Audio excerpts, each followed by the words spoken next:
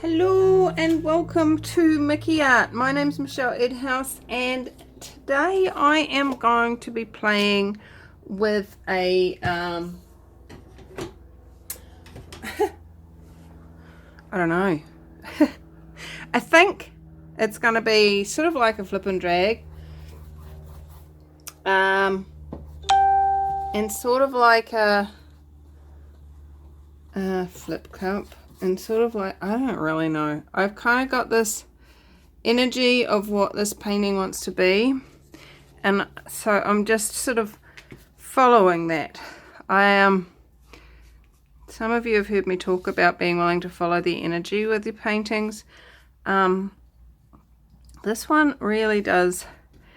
It's one of those ones where there's this, okay, and now do this. What else are we going to do? I'm not telling you till you've done that. So, how does it get better than that? I'm being told what to do by a painting. And if you look through history, there's actually quite a few famous artists that, and you know, not just painters, but also sculptors and stuff that have been willing to listen to their materials and do what they're told. So I'm going to give that a go, you know. It's all well and good being willing to be out of control with your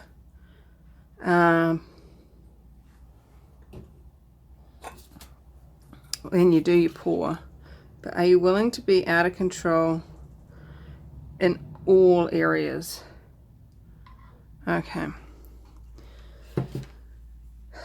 So I'm just going to spread this around just a little bit.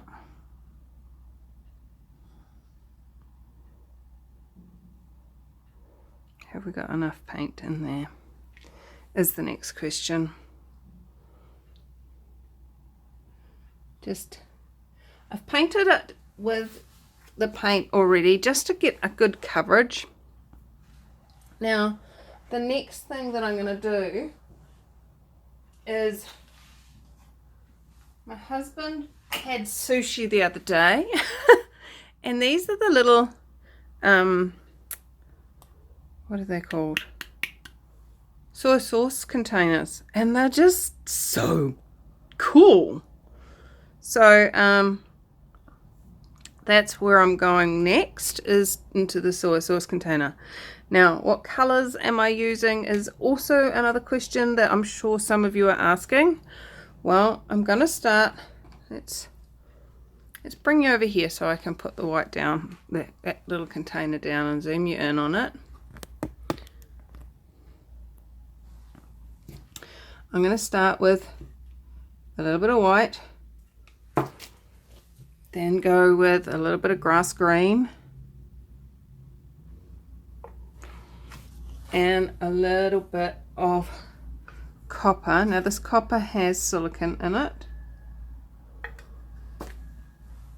and a little bit of vermilion orange, which also has silicone in it. The green and the white do not.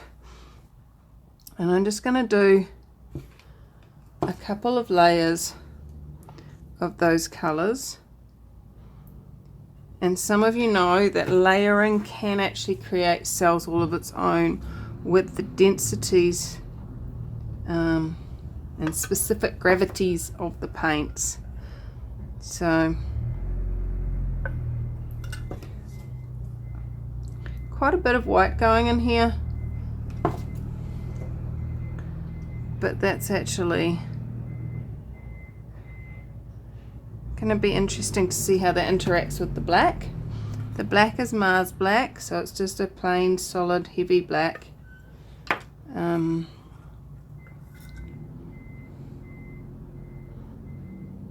Right, so there we have that. Let's come back over onto here, and I'm gonna just get rid of some of these air bubbles before we get started, with a bit of a shot from my flamethrower. Look at all those popping bubbles.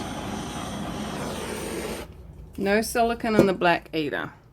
So we're guaranteed that having done this painting on the background and then having put our puddle of black paint down first, that we're not going to get anything going through.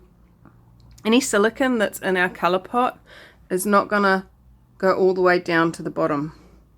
So I'm going to do a flip. Are you ready for that? 1, 2, 3.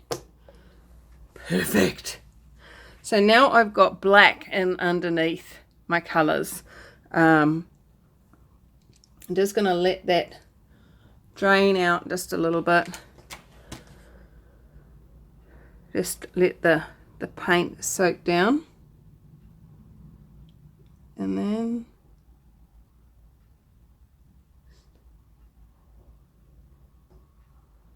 kind of a bit like a flip and drag. I've just lifted it up a little bit.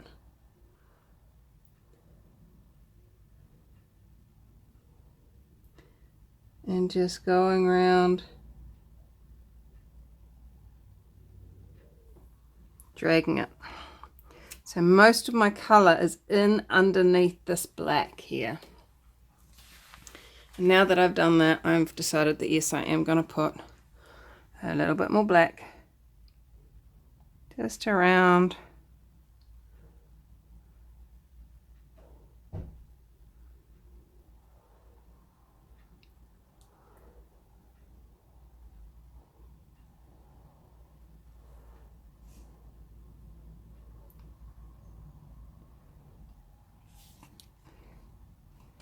So this is that ever-changing, follow the energy, what do I need to be and do now? And you can be this in your own life if you choose to, if you're willing to be that.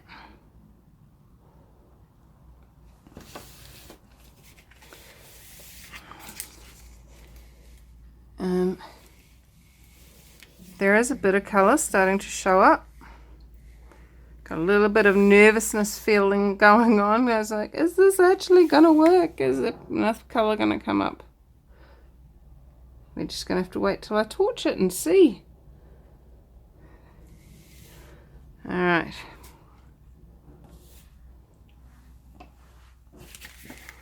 So now that we've got paint on it all, let's give it a little bit of a torch. Need to torch the whole lot because we've got bubbles in all the new black. But let's also get some cells coming up in that. There we go.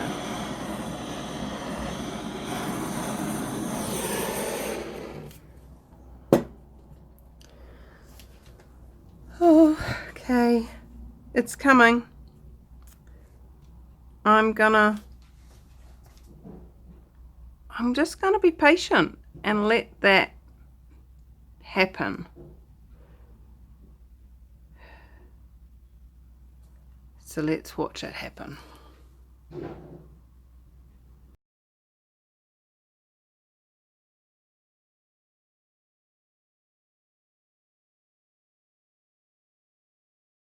Alright, so that's nearly half an hour I've left that to sit. I went and had my lunch.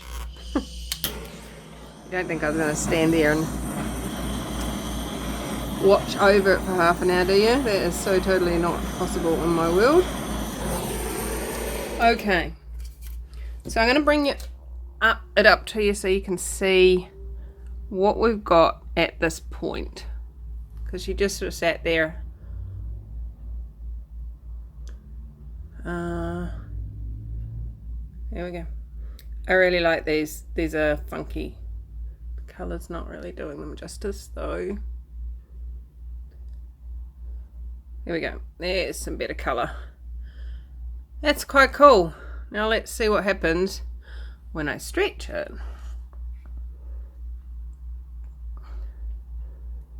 I'm going to take it that way first, and then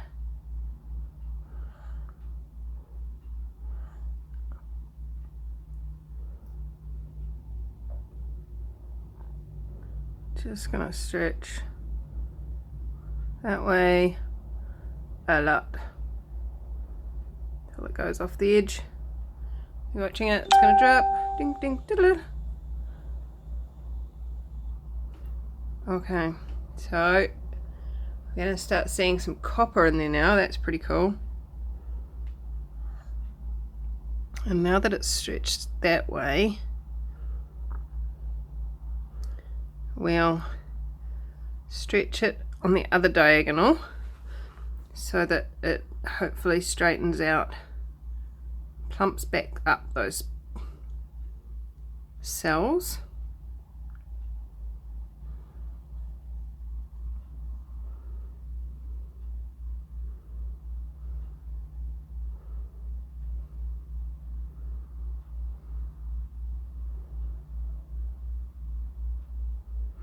One of the things I've found when you stretch really thick paint like that, if you then come back in again and warm with the flame, you tend to pop some bubbles that get displayed, but you tend to find some more cells start to come up as the paint that's been buried by a lot becomes less buried. That's getting a few coming up. I'm keeping the flame well away, so it's only just warming up. Oop, that was not just warming up, that was way too close. Alright, so not really a lot new stuff showed up in that.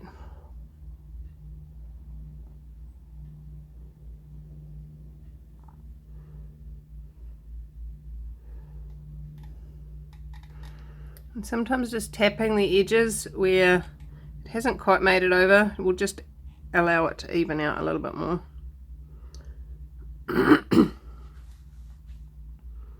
Stretch that out a bit more too. Now my target with this one is to make sure that the colour doesn't go over the sides. I want to keep it completely encased on the canvas, and that is so that I can capture its beauty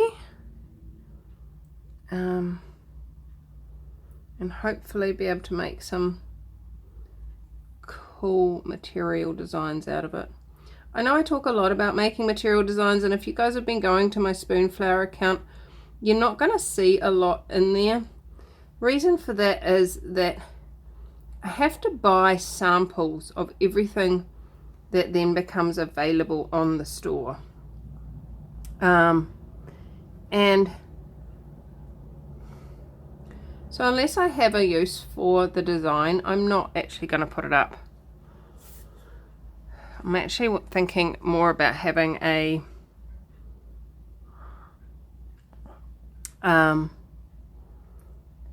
design shop, so you can buy the graphic and then get it printed yourself if you want to. Again, that requires me to spend time sitting on my computer instead of out here playing with paint.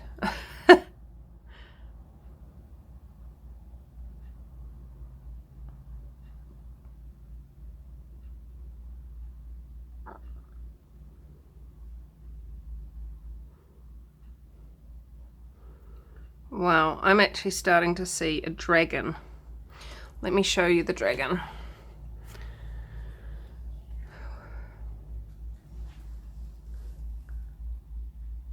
So here's its head with its ears and its body, and here's one wing, and the other wing is kind of hidden on the other side of the body. Can you see it? Doesn't have a tail. Needs a tail. Alright. Let's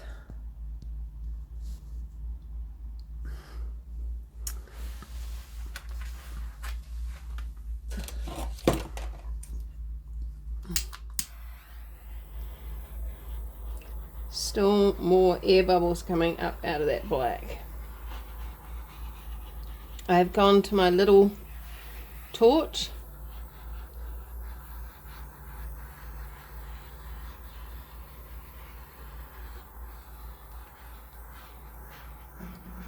A little bit easier to control than that big one.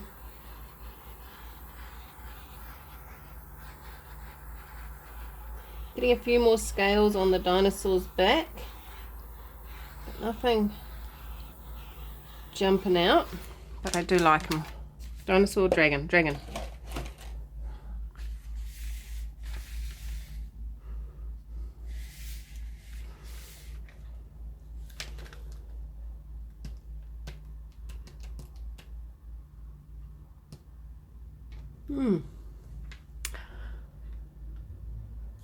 Alright, so there you go guys. I'm going to leave this one to dry. Just leave it as it is and come back and show you once this is dry.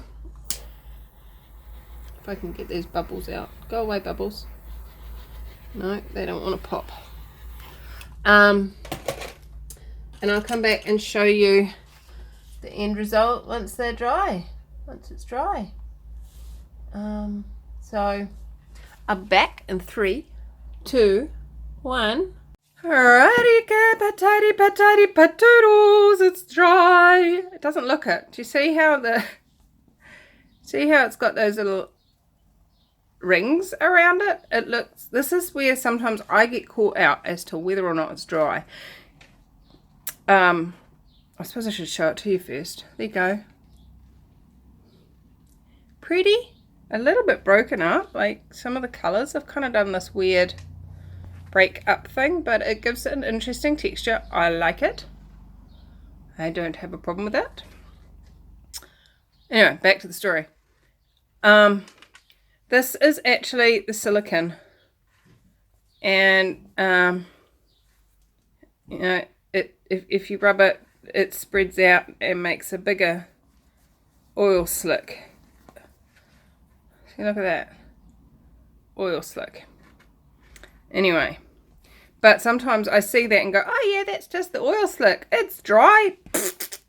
So just be prepared. Be aware. Be willing to look at it and go, yes, but is it really dry?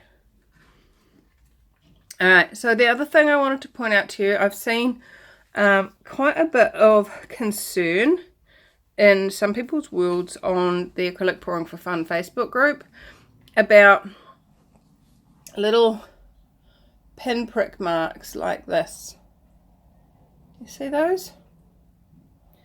So what they are is air bubbles, and the skin forms on the top of the paint, and then the air escapes slowly after it's dry, and the top caves in. So it's dried, made a cavern, and then the top's fallen in. That's all that is.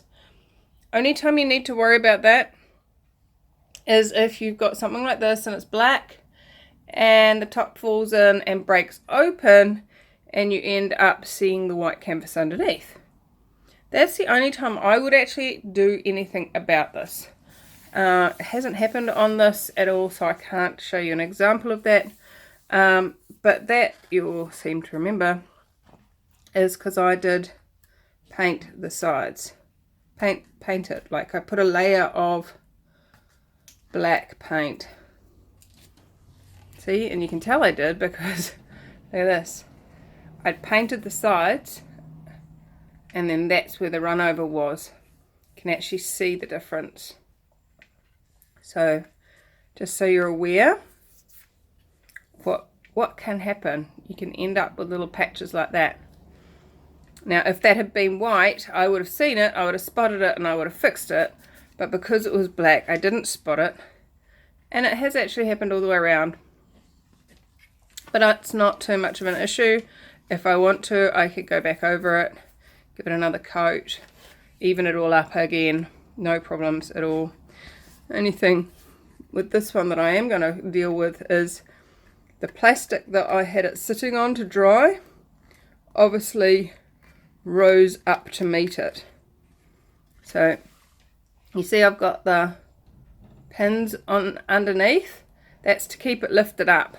But if what you've got it sitting on curls up and the paint drips off, oh, you can't see that, sorry. Focus.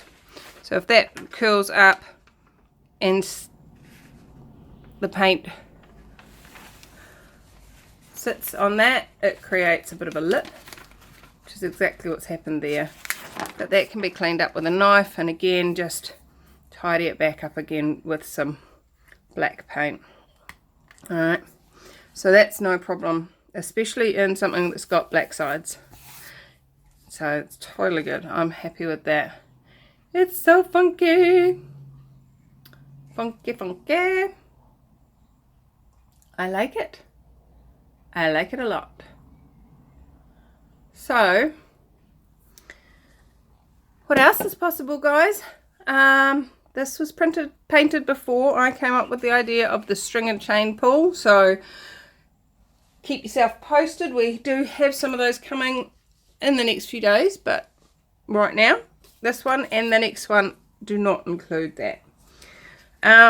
If you want to be notified about when I am going live next, please sign up on my newsletter. I'm going to make sure that I go live at least twice a month, and one of those will be at a time that's good for Europe, and one of those will be at a time that's okay for Australia. I'm not going to guarantee it's going to be good for Australia, but it will be okay for Australia. So keep your eyes peeled if you are already signed up. That will be coming out sometime in the next week. What else?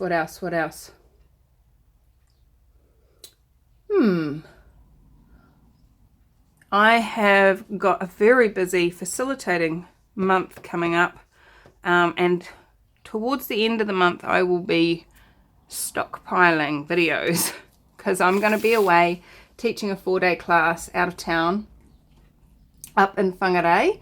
So if you are anywhere along route from Rotorua to Whangarei and you'd like to say hi, I would love to meet you and happy to catch up along route.